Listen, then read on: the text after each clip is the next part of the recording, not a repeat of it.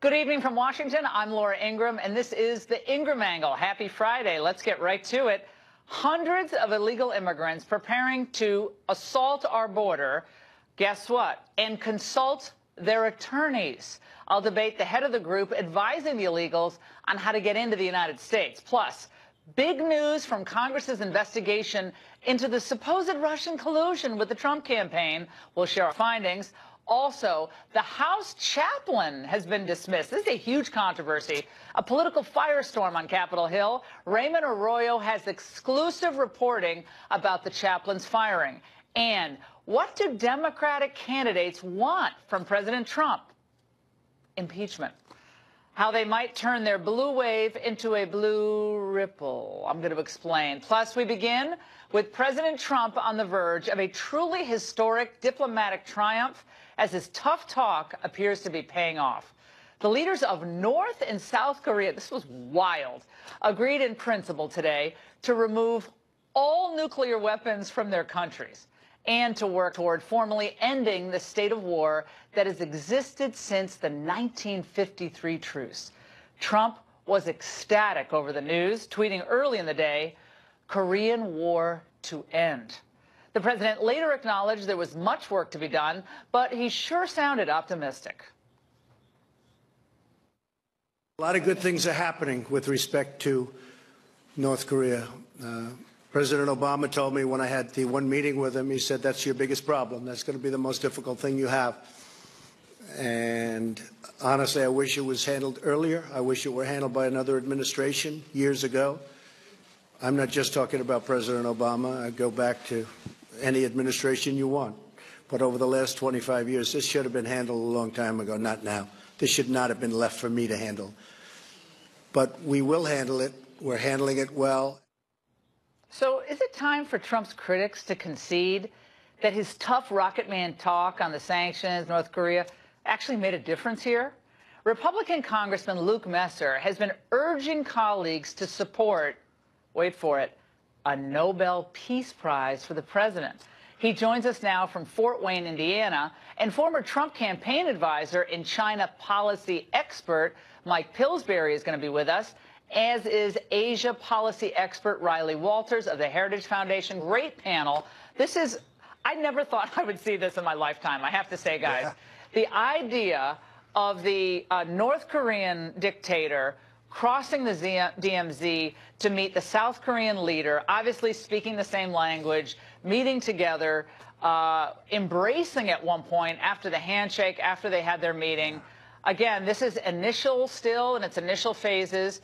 But, Congressman, I have to say, I think the only person who could have gotten us to this place, again, we'll see where it goes, but it's Donald Trump because of his unconventional approach to negotiations and, frankly, his tough talk. You didn't know if people are going to launch a nuclear war, unilateral first strike, Mr. President. He's like, no, but we're going to solve this.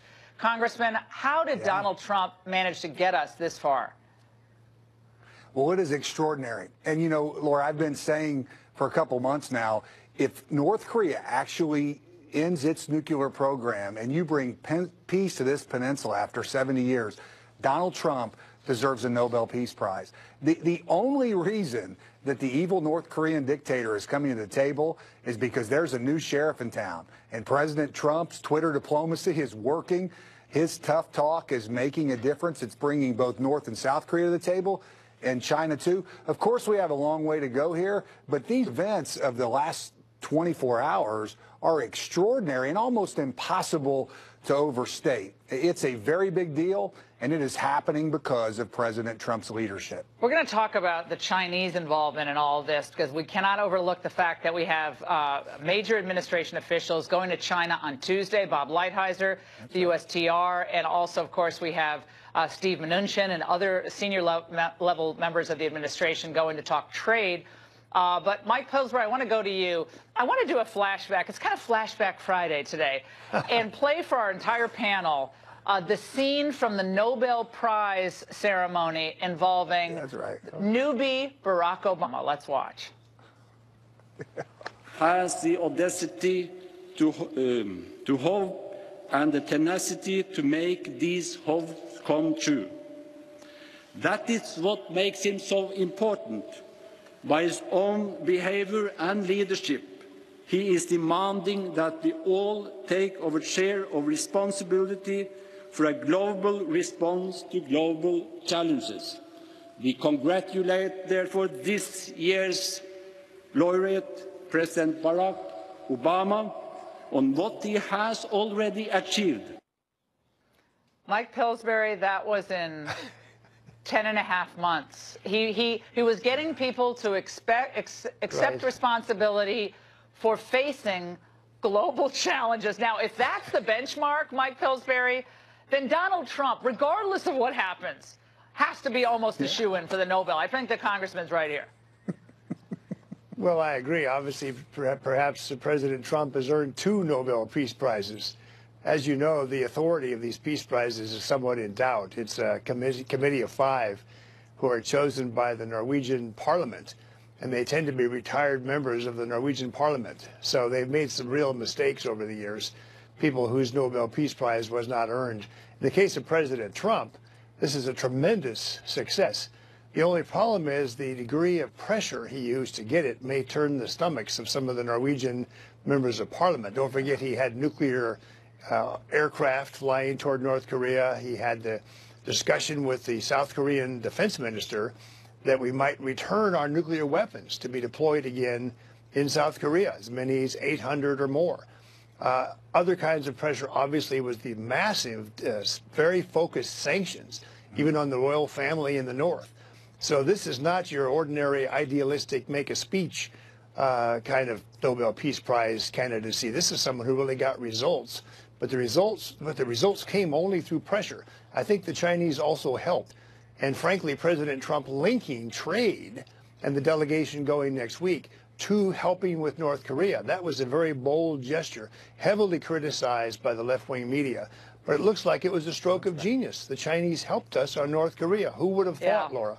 No, I think that's a great point. Riley, I want to go to you on this. I frankly I'm a little bit worried on the linking of China trade to North Korea. Obviously, the choice between thermonuclear war or the China 2025 program where they dominate every major industry. I mean, it's not the easiest of concerns to look at when you look at them both. We can't allow China to dominate high tech. We cannot allow China to dominate 3D printing, space weaponry, commercial aviation. But that is their subsidizing goal. They're doing that across every industry. And I'm worried that Donald Trump is so focused on the North Korea deal that will let up the pressure on China that also is necessary. But so far, he's had great judgment. There's definitely a difference in opinion on what the sort of immediate threat from North Korea and the future threat from China sort of represent. Obviously, last night was a historic event. This is setting up toward the upcoming meetings between the leader of North Korea and Donald Trump. China's role in this going forward is skeptical, I think. I mean, the president of China, Xi Jinping, had the North Korean leader come visit him almost out of the blue in the middle of the night just a couple months ago to preempt his visit, or sorry, the North Korean leader's visit with South Korea and the United States. And so I think definitely the maximum pressure that the United States has been applying has been both, influencing and incentivizing North Koreans to come to the table and the Chinese to reciprocate. Congressman, I want to play for you in the panel a few of our favorite friends on the other side of the aisle who refuse to give President Trump even a modicum of credit here. Let's watch. People shouldn't talk about Donald Trump or anybody in North or South Korea winning the Nobel Peace Prize. My message for President Trump tonight is curb your enthusiasm. Don't set up unrealistic expectations for the summit that cannot possibly be fulfilled, because if you do have these expectations and it fails, that may actually draw us closer to war. This was to show that nobody else is in control and that China and the United States is not in control, that the two Koreas are seizing the process. Oh, okay. Yeah, they just sua sponte. Yeah, exactly. I mean, it's crazy. Came together. It was just like pixie dust, and they came together. That last comment, I mean, of all the dumb comments I've heard, that last comment was among the most moronic. Congressman. Well, one, the president's being strong towards China. That's part of why we're even in this position in the first place. Can't let up, though. Second, could you imagine? He cannot let up on China. They are ripping us off at every turn. Mike Pillsbury knows this. And just because they've helped on North Korea doesn't mean we can let them off, because they are poised to dominate all these industries. Absolutely, and we are where we are because this president's shown strength. And you wait, he's going to show strength towards China. You already see them caving in. But here's the deal, right? The withering criticism of folks on the left. Could you imagine how they would be behaving if Barack Obama was president and you had events like last night? I'm running for the United States Senate against Joe Donnelly, a Democratic senator who, like all those others on the left, have criticized this president's diplomacy. Look, Twitter diplomacy is working.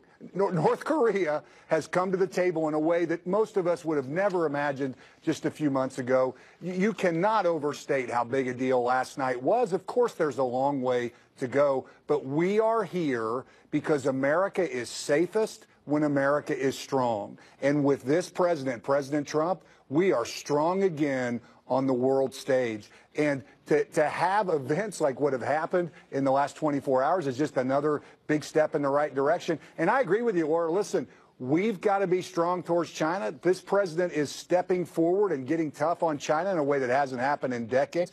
And I'm just confident he's going to continue to do it. Look, he's had great instincts. This guy wrote The Art of the Deal. He's a remarkable leader. His instincts have been phenomenal. And, guys, it's been a big foreign policy week for President Trump, as I've said. He held the first state dinner for the French President Emmanuel Macron, and today he met with German Chancellor Angela Merkel.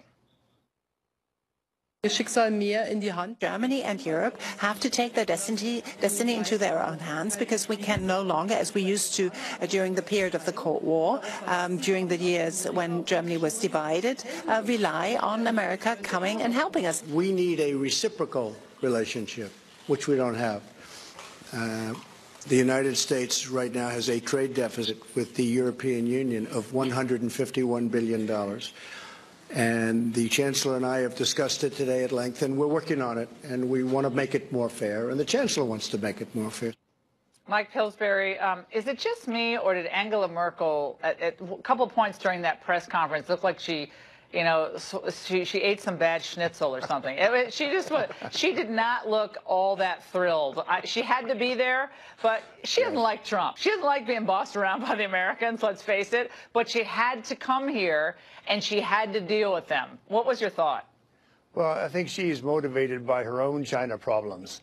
The German media has now exposed quite a bit of technology theft by China, a serious internal sort of influence operations inside Germany. So the rise of China in terms of German attention to it is a big problem. And there's an effort now for the Germans, the French, and others through the European Union to take joint action with the United States on these predatory trade practices of China. She didn't mention that in her talk, but I think it's behind the scenes what's very much going through Merkel's mind. I also think, Riley, Angela Merkel wanted some relief from these tariffs. My sources tonight are telling me the president did not give her the relief that she wanted on May 1st. We'll see what happens after that. She came to get, in part, some assurances on that front. And Donald Trump, he was very clear. He was very cordial to her, but that's right. It's got to be a reciprocal relationship here. It can't be, Edgar Winter's group. You're too young. The song "Free Ride." No more free ride. It's going to be a mutual relationship, and that's how it's going to go down. I think the Angela Merkel, she definitely, the relationship they had this meeting was definitely better than the last time they met. And she's coming in third if we kind of see the Prime Minister of Japan visiting 2 weeks ago, Macron visiting her fault. this week. She could have been first, but she blew the relationship. But it's not just her asking for exemptions, too. It was Macron. It's the EU who's asking for exemptions on these tariffs. And so, obviously we do want to target China on a lot of these not fair issues, but at the same time we end up hurting our friends and allies like Japan and those in the EU who would be supportive of us in a contention, a national security concern, one of those things. The purpose of these tariffs itself were to address national security, and even the argument made by the administration during the initial implementation were shoddy at best, and so now it's sort of shoddy. What are you talking? This is where the conservatives drive me crazy. You tell me what the alternative is to tariffs with China. That's right. We tried to take them to the World Trade Court. They said, yes, we accept your judgment, and then they don't implement it. We tried to work with our European counterparts. We did. China says, thank you very much. I'll take another. And then they don't do anything.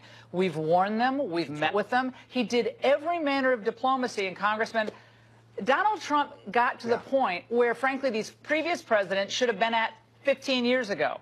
And we got walked all over by China, and now they're coming and they're buying seed money into our early upstart corporations, early funding of major tech companies. They are in our high tech industry like never before, and that's just the beginning of what they're doing.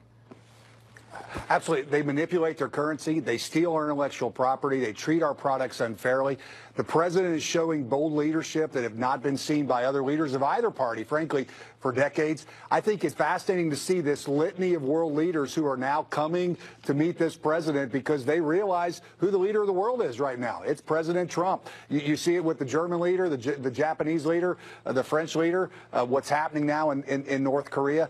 Listen, this president is showing that strength. When America is strong, America is way better off. And I can tell you, out here in Fort Wayne, Indiana, people get it. They may not get it on the coast, but out here in the middle of this country, people understand that this president's leadership is making a difference both economically and in strengthening America on the world stage. It's a big deal. Mike Pillsbury, we're almost out of time, but the future is either going to be China's or it's going to be ours. I prefer that it's the future of the land of the free, because if China ends up dominating these industries, all these academic arguments about tariffs, they're over. I mean, the whole freedom measurement is down.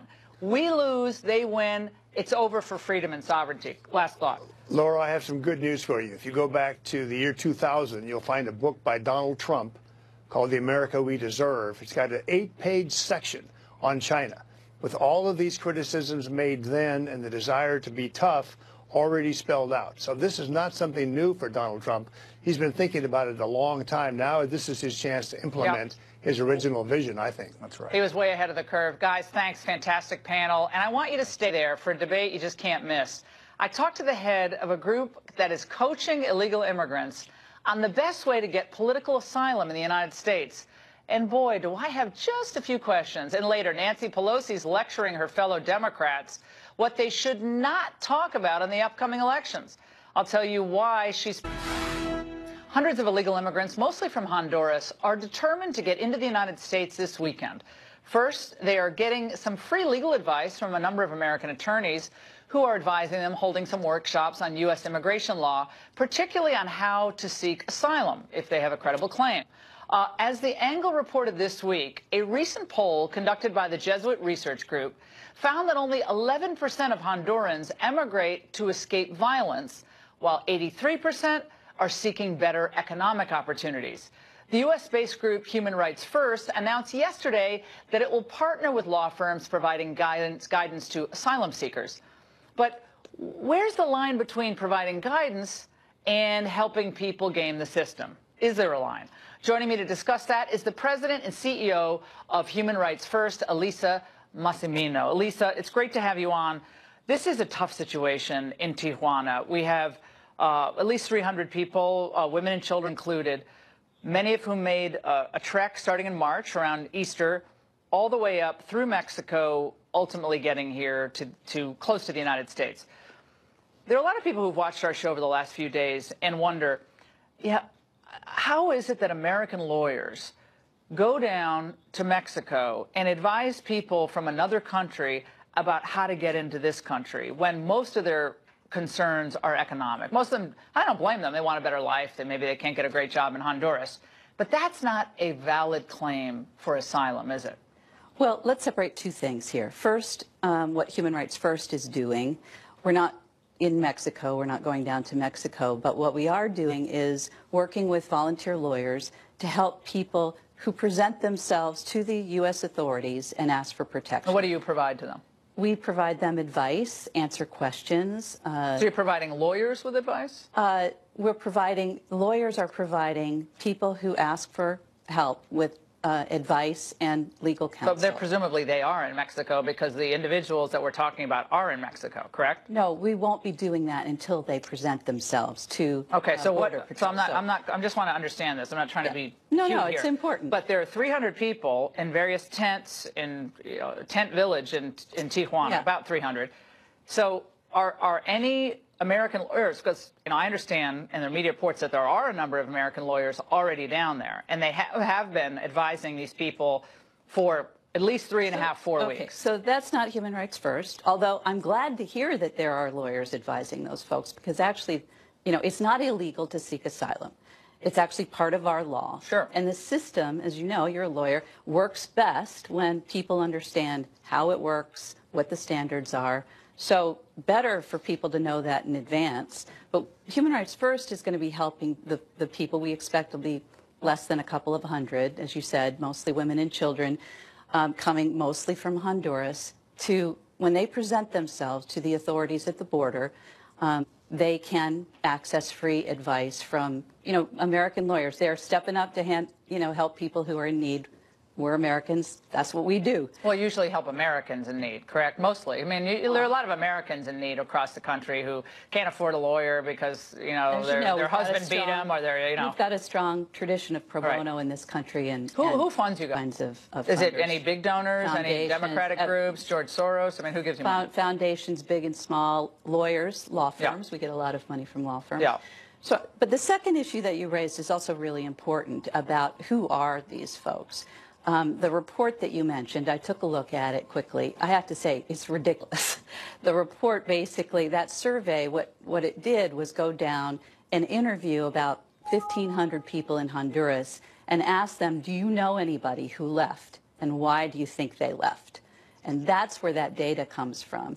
Frankly, I think that reflects just a breathtaking misunderstanding of the people who flee. They're not going to tell people. You would concede that there are millions upon millions upon millions of people around the world who could state that they have a credible fear of, crime, of persecution, of concern for their social group, whatever that means. I mean, if that's the standard, and it is the standard in U.S. law, there's no end to the people who will show up and throw themselves at an immigration point of entry to say, I want asylum, and read through the checklist, correct? Actually, no, that's not correct. Oh, really? Because, I know a lot of, I spent a lot of time in Africa, and there's a lot of people there who, their villages are being burned with flamethrowers by Islamic groups.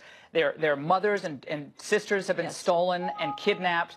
They do live in actually fear. It's not just economic, but fear for their existence. So let me just tell you about that, my point is, Honduras, let's just say, to the point that you just raised, Honduras. I've spent a lot of time there. I know Honduras very well. It's one of the top 5 most dangerous countries. It's not our problem. In the world. It's not our problem.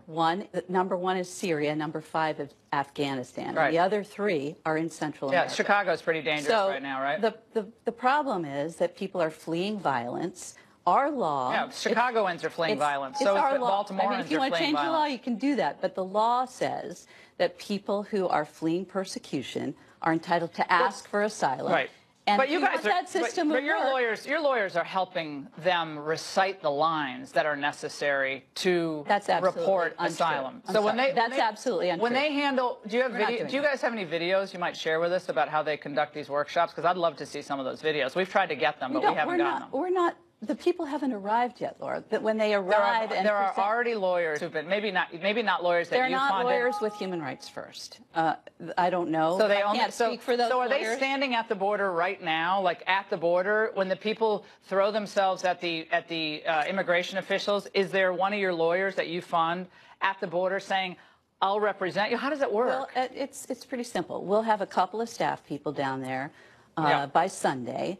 And we have volunteer lawyers who are prepared to answer questions on a hotline for people who have questions about how does the system work, here's what happened to me, does that qualify me for asylum? That's what we do. Yeah. It's part of the system. Yeah. Lawyers make the system work. That's what we're doing. Tom Homan is the ICE director. This is what he said today. Let's watch. If they're really seeking asylum, yes, they just passed through a safe nation of Mexico. So if it's a matter of leaving Guatemala, Honduras because they're in danger, yes. They went through Mexico. They could very easily claim asylum there. So I don't know if this is much claim asylum as it is getting to the United States. My sources in the Mexican government has said they've been basically, they've been basically offered asylum in Mexico. Why aren't they accepting that? Actually, some people have accepted Very that. few. We're talking about like a dozen, right? Turns out that Mexico is not a safe country for a lot of people who are fleeing.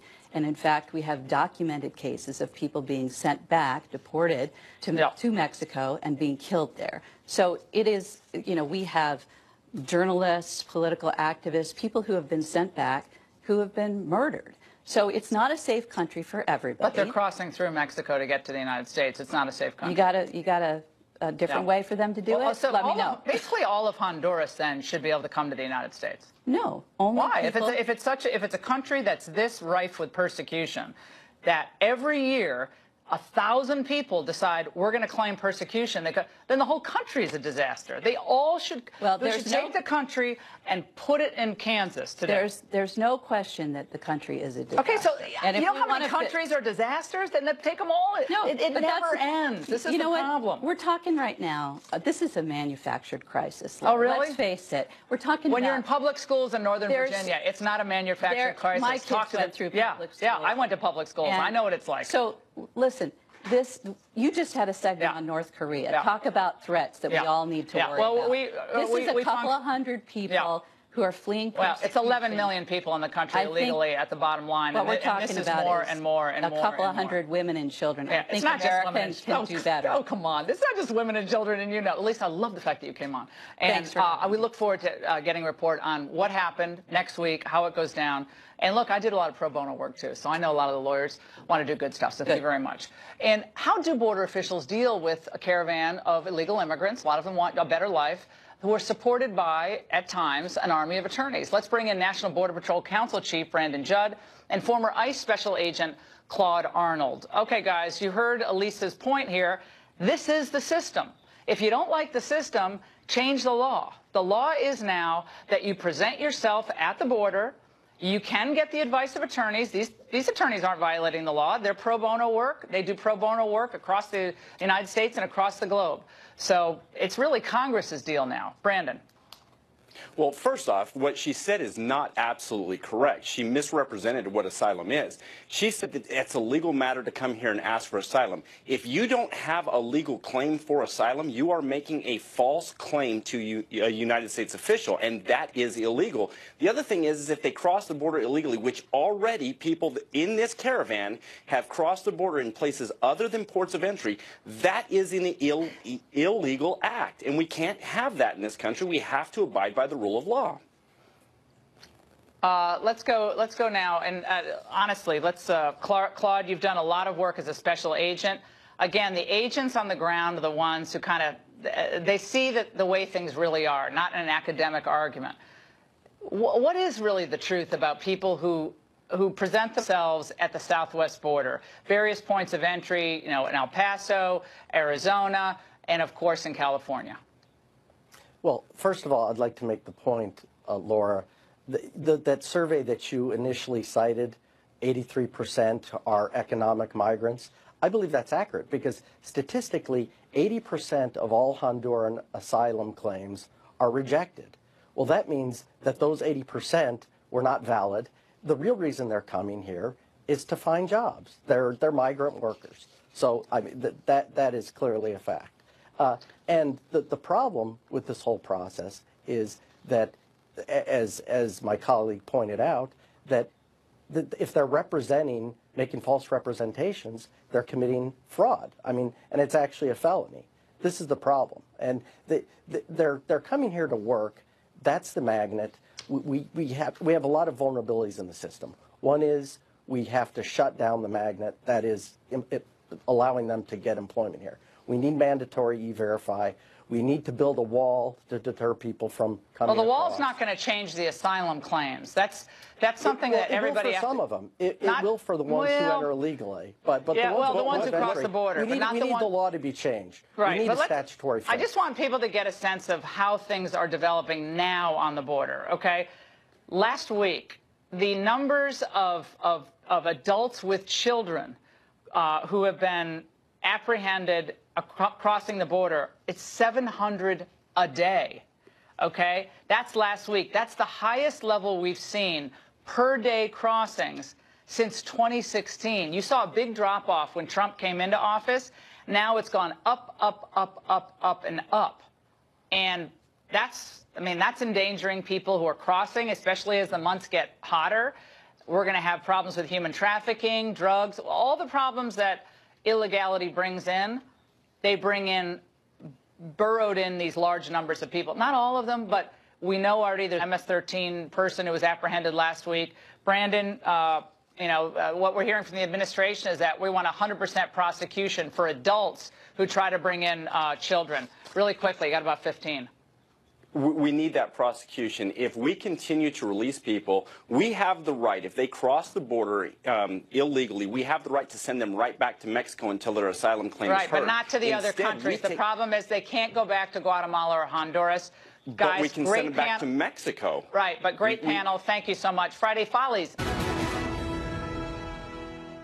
Welcome back. It's time for our Friday Follies segment. We have some fantastic stories to share with you, but first, some news.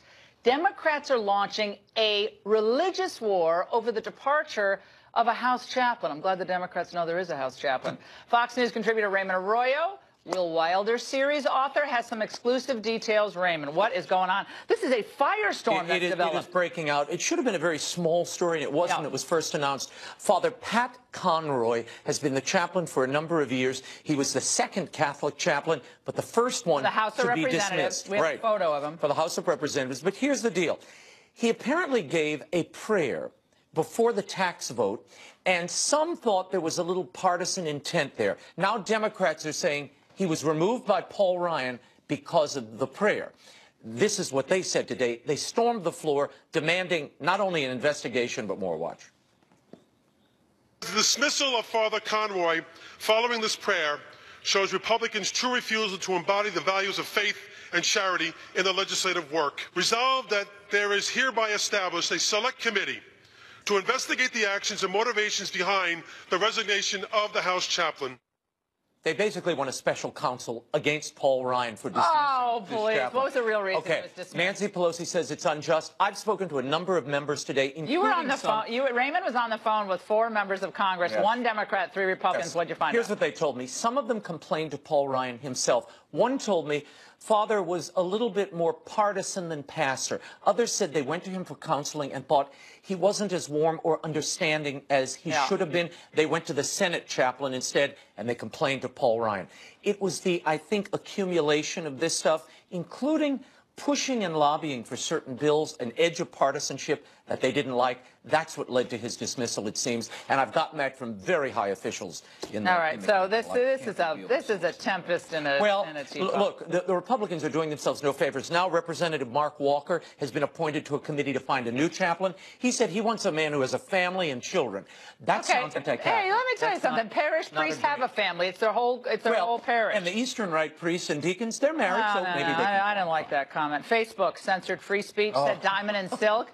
Now, Diamond and Silk took Capitol Hill this week. We did not get to this the other day. Do we have a clip? Let's watch this. This is classic. Let's watch.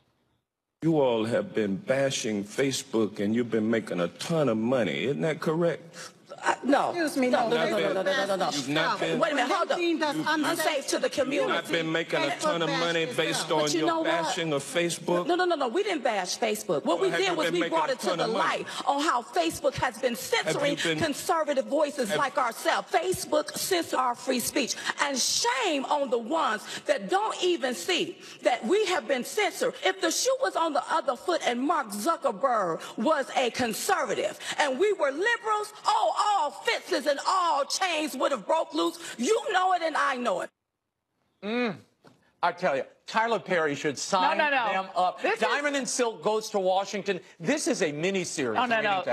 I was screaming, laughing. They wouldn't even let them get a question in. Every time they started asking a question, and then Silk would say, Silk would be like, I love that. I love Silk. Silk is my favorite. This was the funniest congressional hearing I've ever seen. Hold on. Okay, there's a big story of the night. The big Friday Folly story. People are paying Yes. for cuddles. Yes. There is This is a form of therapy. If you don't get enough human touch. Look, we have video of this. These people, this is a group. It's a website. I pay that person not to cuddle with me. It's a Thank you very website much. called What is that? Cuddlist. There are 400 professional cuddlers. Now, just bear in mind, we have a growing number of people who are single without spouses, up to 42% now, including the host of this show. Now, they claim because of that, more people than ever, they're even having cuddling parties here in Washington, D.C., because people are so upset after the election. They're scared. They want cuddles. You know how much they're charging? How much? $80 an hour. Now, what is the cuddling include? Here, let me read this to you. Washington Post. You lean against the provider, hold hands, or spoon while you talk. It's non-sexual touch. It's just affirming, and they say it's therapeutic and it relaxes you. So, Laura, $80? Well, I've done the math. I'm not going to cuddle with you, but I will give you a hug for $1.30. Oh, you get nothing. I don't want. It's time. Get away from me. Don't touch me. Get away. Oh, no. Relax. Get away. There you Stop. go. This is cuddling. This is really a sign of the decline of society. Cuddling. Well, but my favorite is a cuddling party. They are all together. No, but no. This is like I'd rather go to a Tupperware party than a cuddling party. and the people I was watching. I don't want to cuddle with anybody but my wife. But some of the people cuddling, like Ixnay, I'm not going to cuddle with you. They look like they really should have a bath certificate before they cuddle. No. Some of these folks are a little. This is a no bathing zone. God bless them. God bless them. Oh, shucks, we didn't go to Nancy Pelosi shaming us on our face. Next time. Next time. Have a good weekend. Don't ever think of cuddling here. A congressional investigation finds no evidence of Trump collusion with Russia. No cuddling there. But it sure raises a question about what the Democrats were up to. Congressman Sean Duffy helps. President Trump was given a fresh reason today to call for the end of the special counsel's investigation. The Republican-led House Intel Committee released its final report today that found no evidence of conspiracy or collusion between Russia and the Trump team. Well, the president just tweeted at the top of the hour, the House Intelligence Committee rules that there was no collusion between the Trump campaign and Russia. As I've been saying all along, it is all a big hoax by the Democrats based on payments and lies. There should never have been a special counsel appointed. Witch hunt. But Democrats just can't let go. I think it's just a gloss on a very political report, a document that could have been written by the White House. To close the investigation, write such an inaccurate, incomplete, and irresponsibly premature report does nothing to protect us. This complete partisan whitewash by the Republicans on the Intelligence Committee just shows more so why we need an honest report. In many ways, it was a kind of kindergarten investigation. Joining me now for reaction is Republican Congressman Sean Duffy in Wisconsin and radio talk show host Leslie Marshall in L.A. Great to see both of you. Congressman Duffy, the president was all over this tonight. I mean, he's tweeting about it. He said basically it's time to end this Russian investigation. Jeff Sessions said as much this week as well. But you're the Democrats, like you guys, this is all political. There's no serious examination of these issues, and they're not letting this go. So for the Democrats, Laura, maybe we could cue Jack Nicholson from A Few Good Men, and he could say, you can't handle the truth. Democrats will never absorb the truth that there was no Russia collusion. I mean, to take a step back down memory lane, Dan Feinstein, the Democrat senator from California, who is the head of the Democrats for the Senate Intelligence Committee, and both James Clapper, who worked for Barack Obama for his National Intelligence Committee, both have said they've seen no evidence of collusion. What this is about is very simple. Democrats don't look for the truth. This is all about politics. If you don't have the Russia narrative and the Russia collusion story, you might have to talk about Korea and what happened today. You might have to talk about Donald Trump crushing ISIS. You might have to talk about GDP growth and job growth and wage growth and a secure border and the fact that we're energy independent. Democrats can't talk about those things, and that's why they have to stick on this narrative of Russia collusion. Otherwise, they can't run anything this coming November election. So this is about politics, not truth. Leslie. Oh, Congressman, with all due respect, we can multitask, we Democrats. But no, this is not. This is political and it is partisan, because when you look at this committee, it's not the bipartisan committee that has said, okay, no collusion. It is the Republicans. There's still a Senate committee, and we still have an independent counsel by Robert Mueller. And I say, Democrats and Republicans, back off and let the guy do his job. If in fact there is no collusion, we need to find that out. This committee has not interviewed the people that Mueller has interviewed. This committee has not looked into all the documentation that the independent counsel has before him. So this does not give an exoneration to the president at all. This is some Republicans saying, hey, based on what we looked into, and they didn't look into everything, we don't feel there's an issue here. One more thing. How about Dan Feinstein, Leslie? How about James Clapper?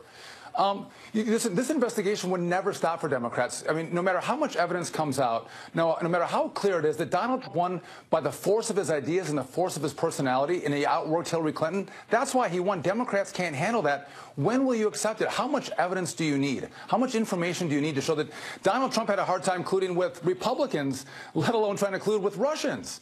I mean, when do you accept it? Well, let me jump in here for a second, guys, because...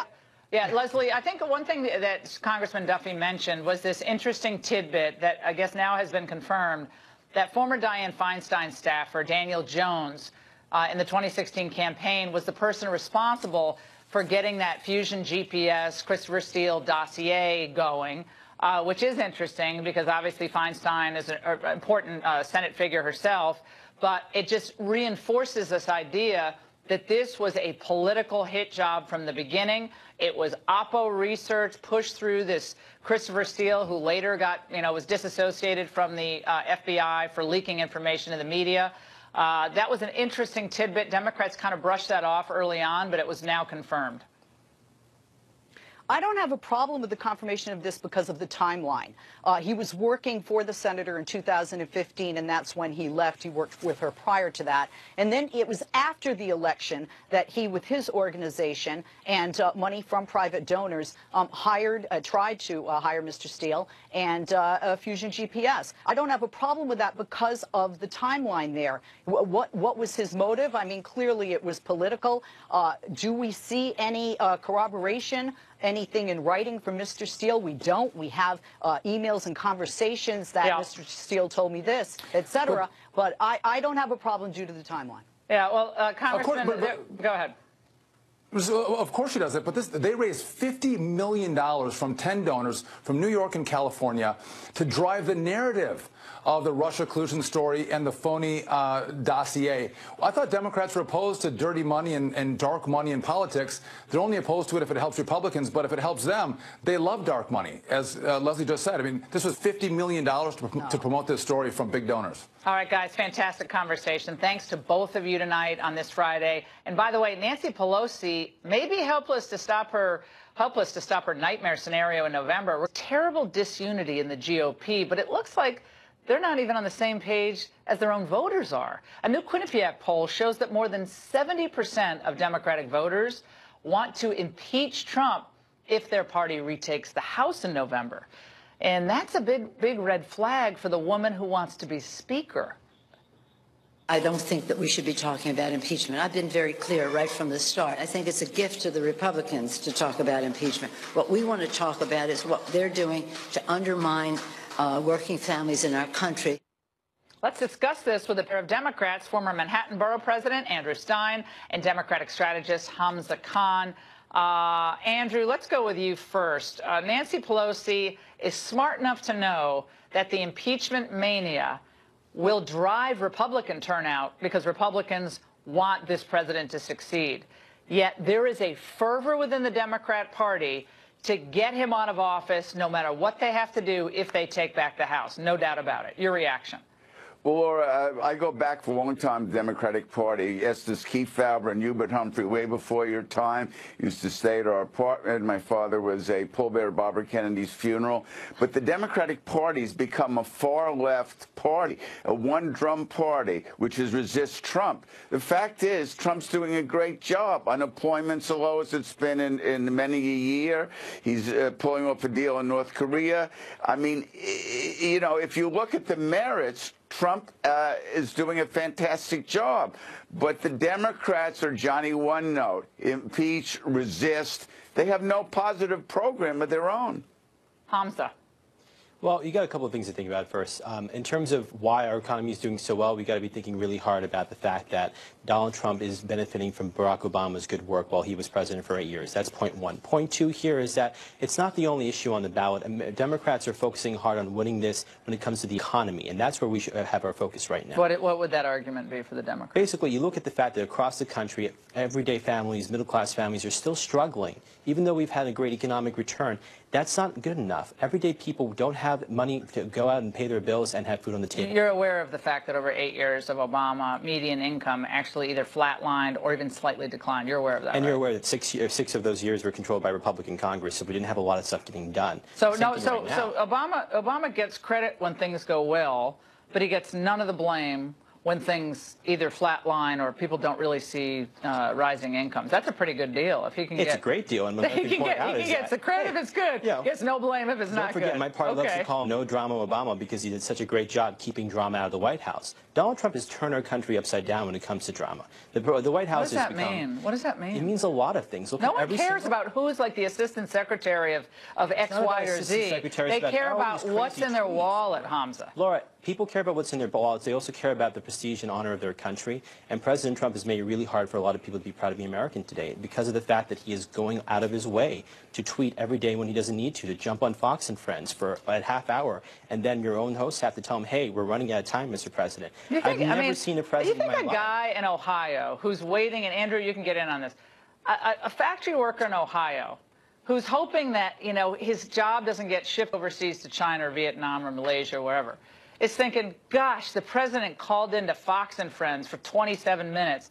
I wish he got off at like 15. I just don't think this is such an inside the Beltway mentality, which is why none of these Democrats thought Queen Hillary was ever going to lose, because they thought, oh, she's so smart, she's so dignified, she's so that. And they didn't see the regular working class spirit of people in the country who are sick of getting looked down upon by the elites in both parties, the Republican and the Democrat. Or every weekend, Hillary was at a different friend of mine's house in Martha's Vineyard, in the Hamptons, in Beverly Hills. The president was making 7 speeches in the Midwest and connecting with people. And I knew in the summer that he was going to win because he had a message and he was really connecting with the average working guy in Ohio and Michigan. And Hillary was playing to the elites, and it didn't work. Hamza. Well, look, what we can say about that is that Hillary Clinton still got 3 million more votes than Donald Trump, and that's going to matter when it comes to the midterms because guess what? That's a straight election up or down in terms of voters.